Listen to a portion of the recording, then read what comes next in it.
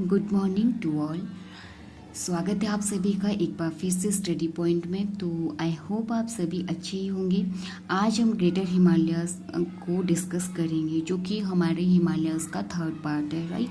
तो greater Himalayas का अगर हम नाम देखें तो इसके कुछ एक और नाम भी है, एग्ज़ाम में कंफ्यूज किया जाता है। तो सारे के सारे, चाहे लेसर हिमालयस हो या फिर आउटर हिमालयस हो, इनके जो अनदर नेम है वो भी आपको ध्यान में रखने हैं। ग्रेटर हिमालयस के देखो, इसके जो नाम है higher Himalayas, high hill zone या एल्पाइन जोन, राइट। तो ये है इसके अनदर नेम। आगे हम देखते हैं इसकी हाइट। इसकी हाइट है 1000 to 7000 मीटर्स। अगर हम बात करें आउटर हिमालयस की तो उसकी थी 350 to 1500 तक। अगर हम फिर लेसर हिमालयस की बात करें तो वहाँ पे थी 700 to 4500। पहले मैंने आपसे डिस्कस किया है कि यहाँ पे ऐसा नहीं होगा कि 45 के आगे ही होगा, क्योंकि यहाँ पे अगर बड़ी बड़ी हिल्स हैं ग्रेटर हिमालयस में तो कुछ एक छोटी छोटी हिल्स भी तो वहाँ पे होंगी, उन्हें भी तो काउंट करना पड़ेगा। ये तो इसका जो एल्टीट्यूड है वो है 1000 to 7000 मीटर्स। इसके विड्थ की बात करें तो 60 किलोमीटर है। अब हम इसके एरियाज़ को देखते हैं। इसमें टोटल 5 डिस्ट्रिक्ट्स आती हैं, शिमला, किन्नौर, कुल्लू, लाहौल स्पीति एंड चंबा। तो चलिए देखते हैं हम इसको मैप में। देखिए ये वाला एरिया है हमारा पूरा का पूरा, ये वाला ये ग्रेटर हिमालयस है। यहाँ पे ये वाला एरिया हमारा लेसर हिमालयस है और ये हमारी शिवालिक रेंज है, राइट। तो अगर हम बात करें ग्रेटर हिमालयस की तो यहाँ पे देखिए शिमला का ये वाला एरिया आता है और किन्नौर का ये वाला एरिया, लोअर पार्ट जो किन्नौर का है वो इसमें आता है, किन्नौर का ये वाला पार्ट।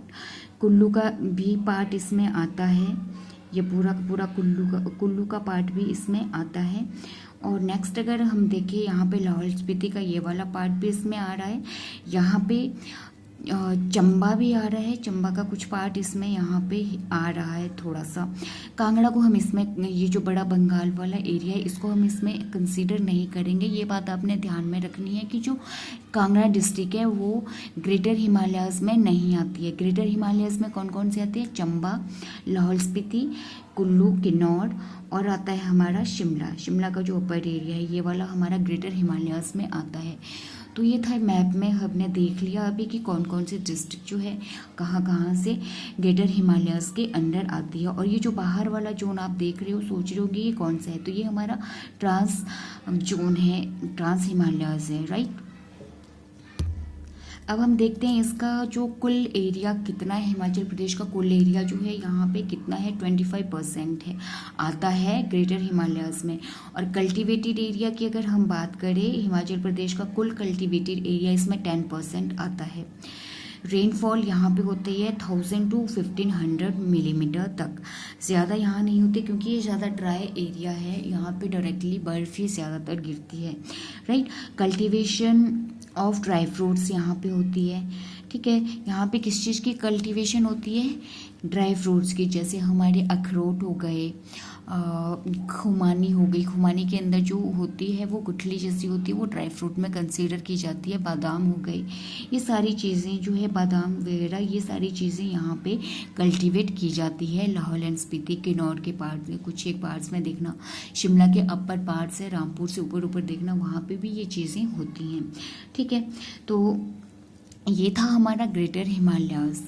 ग्रेटर हिमालयस की अगर हम हाइट की बात करें तो 1000 to 7000 मीटर है। इसके विड्थ है 60 किलोमीटर। एरिया है, इसमें जो एरियाज आते हैं टोटल 5 डिस्ट्रिक्ट्स आती हैं, शिमला, किन्नौर, कुल्लू, लाहौल एंड स्पीति और चंबा। और ध्यान में रखने लायक यहाँ जो बात है वो है, बार बार मैं इस पर स्ट्रेस दे रही हूँ कि कांगड़ा इसमें कंसीडर नहीं किया जाता है। कांगड़ा का जो बड़ा बंगाल का जो एरिया है उसको इसमें कंसीडर मत करना, राइट।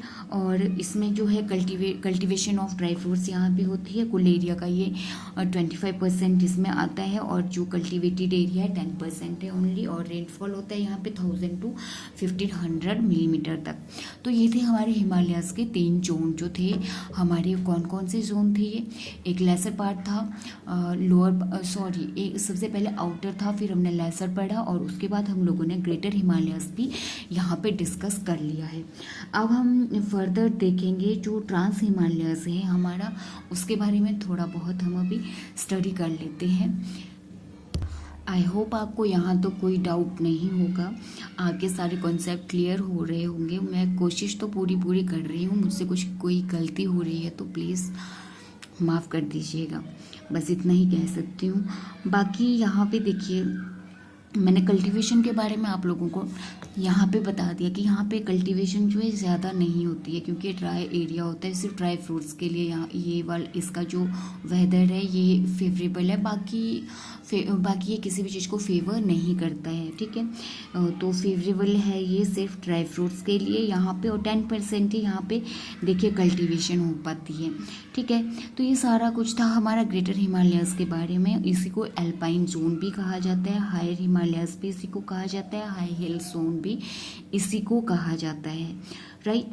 तो नेक्स्ट अब हम देखते हैं ट्रांस हिमालयस की अगर इसके हम अनदर नेम्स देखें तो इसी को कोल्ड जोन भी कहा जाता है, ट्रांस हिमालयस भी इसी को कहा जाता है, इनर हिमालयस भी कहा जाता है, और तिब्बत हिमालयस भी इसी को कहा जाता है क्योंकि तिब्बत में है, ठीक है।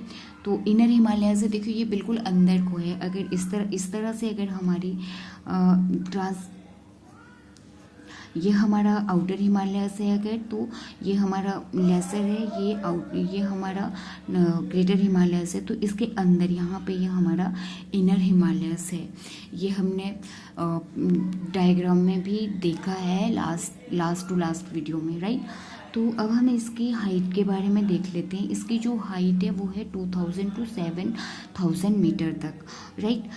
इतने जो यहाँ इसी एल्टीट्यूड में यहाँ पे हिल्स हैं, कुछ छोटी हिल्स है कुछ बड़ी हिल्स है, मतलब 2000 से स्टार्ट हो जाती हैं पर हैं 7000 तक ही यहाँ पे। एरियाज़ की अगर हम बात करें तो यहाँ पे किन्नौर आता है, लाहौल एंड स्पीति आता है, और चंबा का जो पांगी वाला रीजन है वो इसमें आता है।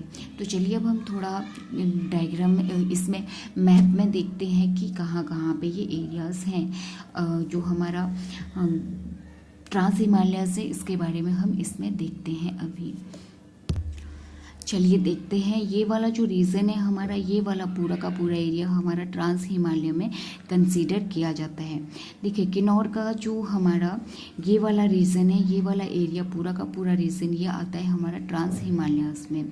और यहाँ पे लाहौल स्पीति का अगर आप देखोगे तो काफ़ी ज़्यादा एरिया जो है ये इसी में ही आता है। किस में आता है? ट्रांस हिमालयस में आता है।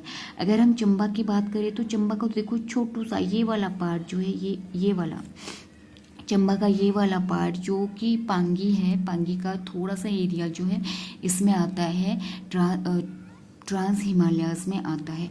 तो कौन कौन सी टोटल 3 डिस्ट्रिक्ट इसमें आती है? चंबा, लाहौल स्पीति एंड किन्नौर, ये हमारी ट्रांस हिमालयस में आती है। क्वेश्चन आएगा कि ट्रांस हिमालयस में कौन कौन सी डिस्ट्रिक्ट आती हैं, तो किन्नौर आती है, लाहौल स्पीति आती है और हमारा चंबा आता है। चंबा, लाहौल स्पीति, किन्नौर, चंबा, लाहौल स्पीति, किन्नौर। अब यहाँ पे जो ये वाली जो आपको दिख रही है, एक रेंज दिख रही है, ये चौस्कट पर्वत श्रृंखला है।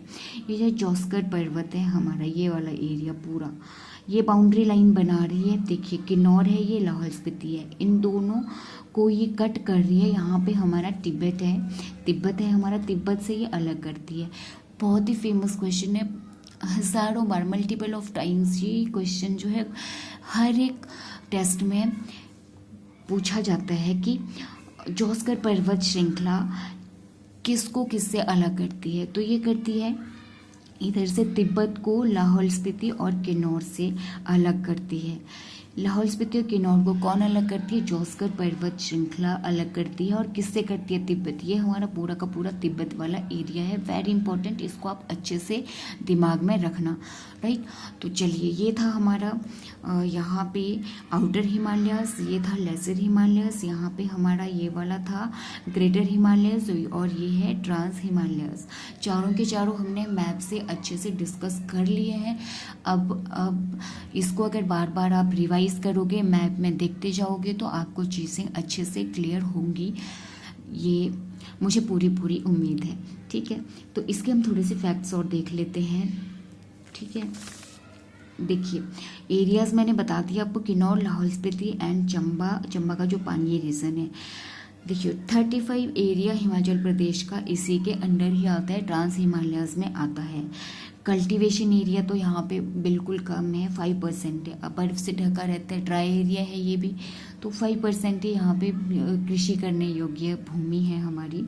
तो इसकी विड्थ की अगर हम बात करें तो 80 किलोमीटर इसकी विड्थ है, और रेनफॉल यहाँ पे 500 mm होता है। सबसे कम रेनफॉल अगर कहीं होता है तो वो होता है हमारा ट्रांस हिमालयाज में, क्योंकि यहाँ पे भी डायरेक्टली बर्फ ही गिरती है। जैसे कि हमारा ट्रांस ग्रेटर हिमालयस था, वहाँ तो बारिश भी फिर भी अच्छी खासी बारिश होती है, बारिश अच्छी होती है, हालांकि वहाँ पे हिमपात भी होता है, इतना नहीं कि यहाँ पे 500 mm ही रेनफॉल होता है। ठीक है,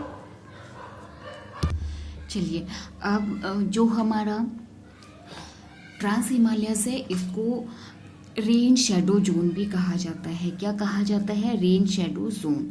अब क्वेश्चन एराइज होता है कि रेन शेडो जोन इसको क्यों कहा जाता है। देखिए, क्योंकि ग्रेटर हिमालय को बहुत ही कम नमी वाली हवाएं बहुत ही कम ट्रांस हिमालयस तक पहुंच पाती है, इसलिए इस जोन को रेन शेडो जोन कहा जाता है। देखिए, ये हमारा आउटर हिमालय हो गया, ये हमारा हो गया लेसर हिमालयस, और ये हमारा हो गया ग्रेटर हिमालयस, और यहाँ पे हमारी जो हमारा ट्रांस हिमालयस है वो है। तो यहाँ देखिए, ये जो ग्रेटर हिमालय हमारा काफ़ी हाइट है, इसकी जो हवाएं आ रही होती है, नमी वाली हवाएं, वो क्या करती है यहाँ पे टकरा जाती हैं, तो यहीं पे वो बारिश कर देती हैं। यहाँ पे अच्छी खासी बारिश होती है, उतनी ज़्यादा नहीं होती, इन दोनों के कंपैरिजन में कम होती है, बट होती है। यहाँ पे काफ़ी अच्छी हवा का यहाँ रेशो रहता है।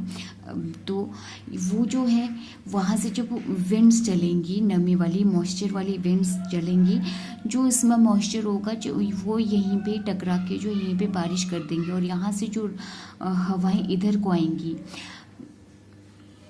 ट्रांस हिमालयस को, तो यहाँ पे वो बिल्कुल शुष्क हवाएं आएंगी, जिस कारण यहाँ पे बारिश भी बहुत ही कम होती है, इसलिए इसको रेन शेडो जोन कहा जाता है।